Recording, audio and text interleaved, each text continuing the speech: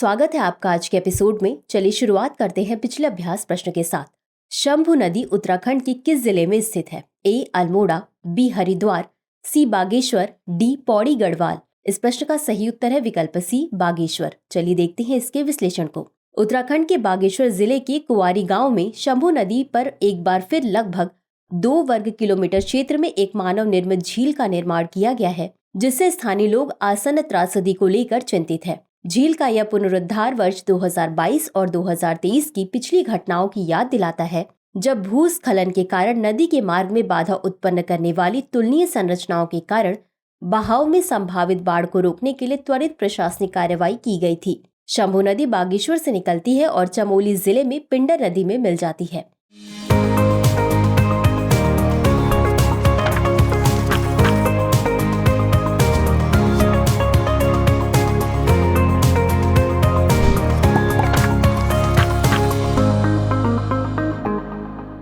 तो चलिए शुरुआत करते हैं आज के एपिसोड की पहले प्रश्न के साथ।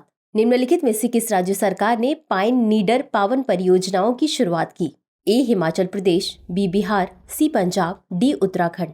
इस प्रश्न का सही उत्तर है विकल्प डी उत्तराखंड। चलिए देखते हैं इसके विश्लेषण को। विद्युत उत्पन्न करने के लिए बड़ी मात्रा में ज्वलनशील पाइन नीडल का प्रयोग करने हेतु उत्तराखंड नवीकरणीय ऊर्जा विकास एजेंसी द्वारा स्थापित जैव ऊर्जा परियोजनाएं असफल रही हैं। अधिकारियों का कहना है कि इनका प्रयोग करने के लिए उपयुक्त तकनीक अभी भी मौजूद नहीं है। राज्य के अधिकारियों ने जलवायु परिवर्तन से प्रेरित अनावृष्टि और पाइन नीडल व कृषि अपशिष्ट जैसे कार्बनिक पदार्थों के बढ़ते भंडार जैसे कारकों के संयोजन के कारण होने वाली वार्षिक वनाग्नि के जोखिम को कम करने का प्रायः प्रयास किया है। अप्रैल और मई 2024 में कम वर्षा के कारण सूखे चीड़ के जमा हो जाने से क्षेत्र के वनों में लगी आग से संबंधित याचिकाओं के बाद सर्वोच्च न्यायालय ने उत्तराखंड सरकार की आलोचना की थी। अगला प्रश्न है, मैंग्रोव पारिस्थितिकी तंत्र को संकट में डालने वाले वायु प्रदूषण पर हाल ही में किस संस्थान द्वारा अध्ययन किया गया है? A IIT Delhi, B IIT Roorkee, C IIT Kanpur, D IIT Kharagpur.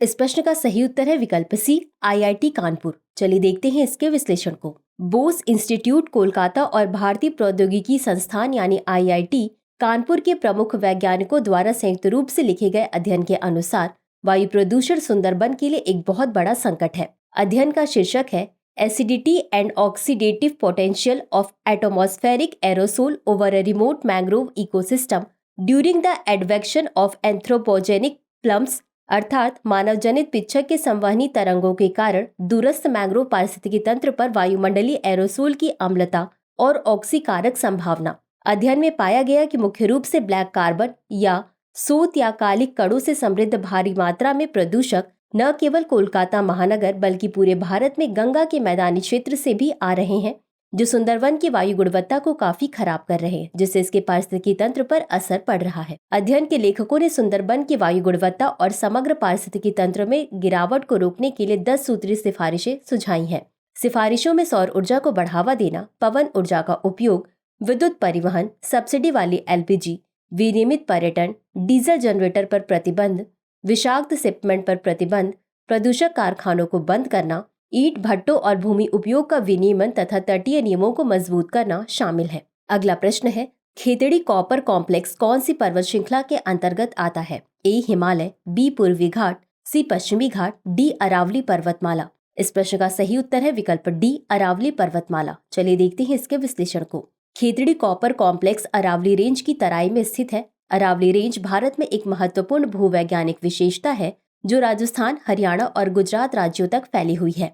यह अपनी खनिज समृद्ध संरचनाओं के लिए जाना जाता है और ऐतिहासिक रूप से खेतड़ी क्षेत्र में तांबे की खनन सहित खनन गतिविधियों का केंद्र रहा है। इसलिए खेतड़ी कॉपर कॉम्प्लेक्स इस रेंज के भीतर स्थित है जो अरावली रेंज बनाता है। अगला प्रश्न है, हाल ही में हिंदुस्तान कॉपर लिमिटेड के अधिकारियों की खदान में फंसे होने की घटना कहाँ घटी? A Khetri copper complex, B Kolihan खदान, सी नीम का थाना जिला, डी जयपुर। इस प्रश्न का सही उत्तर है विकल्प बी कोलिहान खदान। चलिए देखते हैं इसके विश्लेषण को। हाल ही में राजस्थान में एक खदान में फंसे हिंदुस्तान कॉपर लिमिटेड के सभी 15 अधिकारियों को 15 मई 2024 को बचा लिया गया। कोलिहान खदान में अधिकारियों को खदान शाफ्ट से नीचे ले जाने वाली लिफ्ट की रस्सी टूट गई, जिससे यह घटना घटी। बचाव प्रयास पूरी रात जारी रहा और सभी 14 बचे लोगों को उपचार के लिए जयपुर के एक अस्पताल में ले जाया गया। कोल्हान खदान राजस्थान में हिंदुस्तान कॉपर लिमिटेड के स्वामित्व वाली यंत्रीकृत भूमिगत तांबे की खदानें हैं। खनन किए गए अयस्क का प्रसंस्करण खेतड़ी कॉपर कॉम्प्लेक्स के कंसंट्रेटर प्लांट में किया जाता है। कोल्हान खदान नीम का थाना जिले में स्थित है और खेतड़ी कॉपर बेल्ट के उत्तरी सिरे का हिस्सा है, जिसका क्षेत्रफल 162.23 हेक्टेयर है। अगला प्रश्न है, मैदानी और पहाड़ी क्षेत्रों में हीट वेव अलर्ट जारी करने के लिए भारत मौसम विज्ञान विभाग यानी IMD किस मानदंड का प्रयोग करता है? ए, मैदानी क्षेत्रों के लिए न्यूनतम तापमान 40 डिग्री सेल्सियस और पहाड़ी क्षेत्रों के लिए 30 डिग्री सेल्सियस। बी, मैदानी क्षेत्रों के लिए अधिकतम तापमान 40 डिग्री सेल्सियस और पहाड़ी क्षेत्रों के लिए 30 डिग्री सेल्सियस होता है। सी, मैदानी क्षेत्रों के लिए अधिकतम तापमान 45 डिग्री सेल्सियस और पहाड़ी क्षेत्रों के लिए 35 डिग्री सेल्सियस होता है।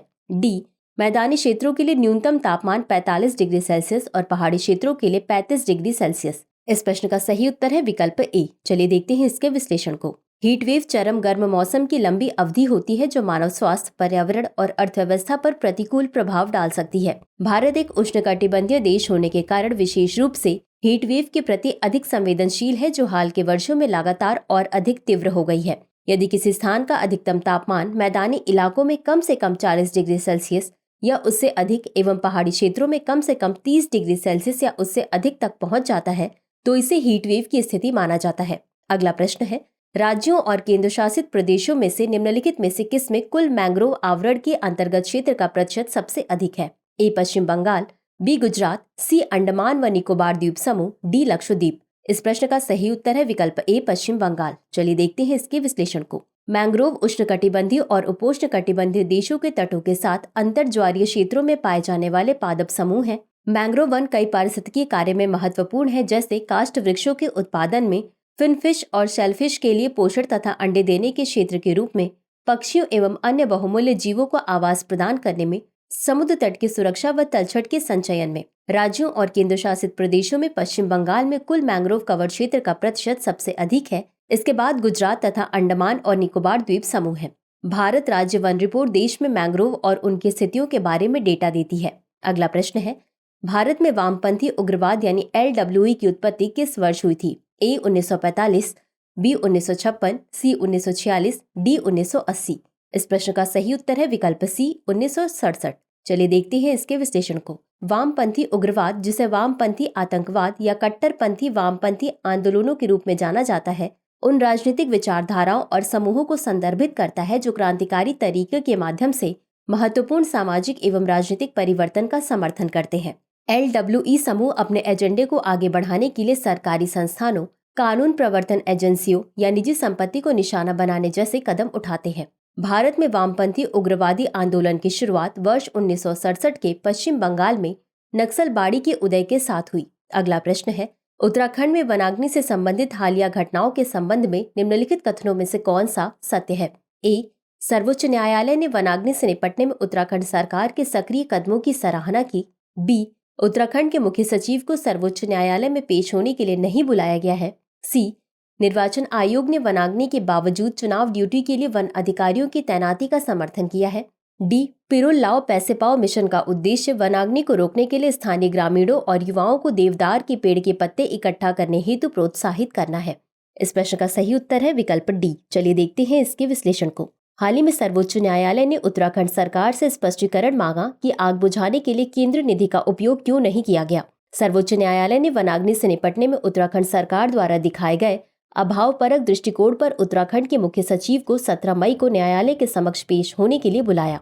शीर्ष न्यायालय ने निर्देश दिया कि कोई भी राज्य चुनाव ड्यूटी के लिए वन अधिकारियों या वन विभाग के वाहनों को तैनात नहीं करेगा।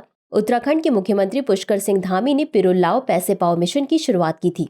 इस अभियान के तहत वनाग्नि को रोकने के लिए स्थानीय ग्रामीणों और युवाओं द्वारा वन में पड़े पिरुल को एकत्र किया जाएगा, उनका वजन किया जाएगा तथा फिर निर्धारित पिरुल संग्रह केंद्र में संग्रहित किया जाएगा। तो चलिए इसी के साथ अंत में देखते हैं आज के अभ्यास प्रश्न को। निम्नलिखित में से कौन सा मंदिर उत्तराखंड में 4 धाम यात्रा का हिस्सा नहीं है? ए, यमुनोत्री धाम, बी, गंगोत्री धाम, सी, रामेश्वरम धाम, डी, केदारनाथ धाम। इस प्रश्न का उत्तर कमेंट बॉक्स में जरूर दें। आज के लिए बस इतना ही। धन्यवाद। डियर व्यूअर्स, अपने एग्जाम की तैयारी को और बेहतर करने के लिए हमारे चैनल को लाइक, शेयर और सब्सक्राइब करना न भूलें।